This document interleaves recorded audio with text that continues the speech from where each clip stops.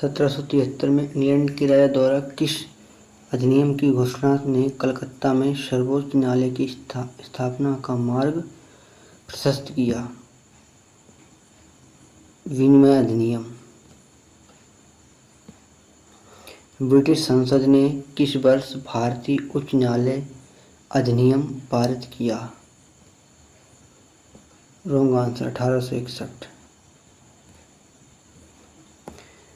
सभी देशों का अपना संविधान होता है लोकतांत्रिक।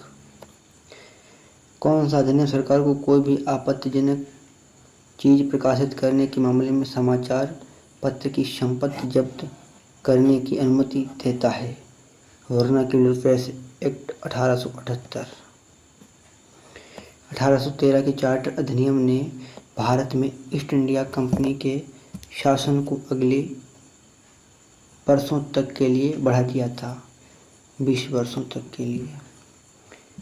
कौन सा अधिनियम ईस्ट इंडिया कंपनी के विभिन्न अंगों की शक्तियों और जिम्मेदारियों को परिभाषित करते हुए ब्रिटिश संसद द्वारा पारित किया गया था?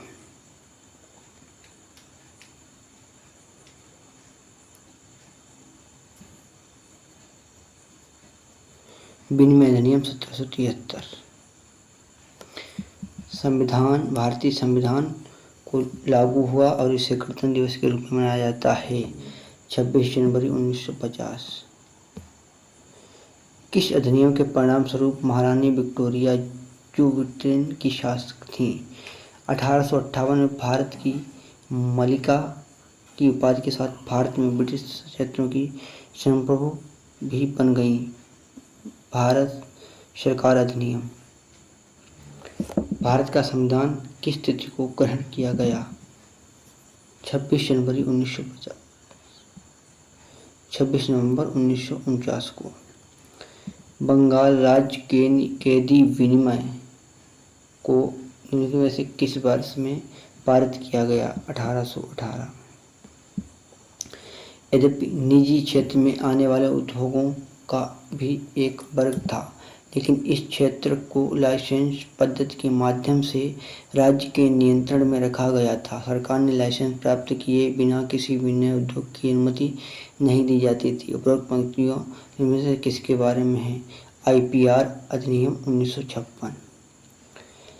कलकत्ता में एक शाही चार्टर द्वारा नगर निगम की स्थापना किस वर्ष की गई?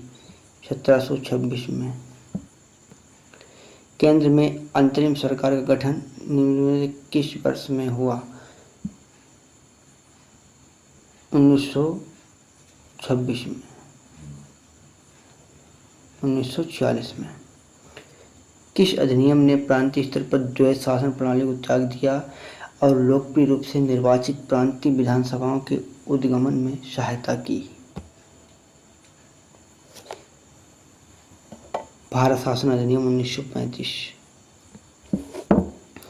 किस अधिनियम के अंतर्गत भारत में संघीय न्यायालय की स्थापना का प्रावधान किया गया था?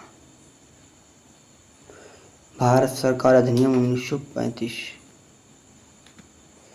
भारत सरकार में भारतीयों की भागीदारी का विस्तार करने के लिए यूनाइटेड किंगडम की संसद द्वारा पारित भारत सरकार अधिनियम 1919 के राज्य परिषद में कितने सदस्य निर्वाचित और मनोनीत किए गए थे? 60 सदस्य निर्वाचित और मनोनीत किए गए थे। भारत सरकार अधिनियम 1935 किस पर आधारित था? संविधान का मसौदा तैयार करने के लिए एक संविधान सभा के विचार की स्वीकृति। संघ और संसदीय प्रणाली का सिद्धांत। किस अधिनियम के द्वारा भारत में केंद्र स्तर पर द्विसदनीय विधायिका की शुरुआत की गई? भारत सरकार अधिनियम 1919।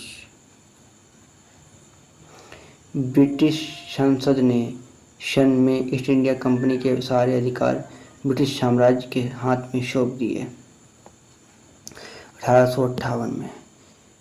निम्नलिखित अधिनियमों में से किस अधिनियम ने द्वैध शासन की शुरुआत की, अर्थात कार्यकारी पार्षद और लोकप्रिय मंत्री दोनों का शासन?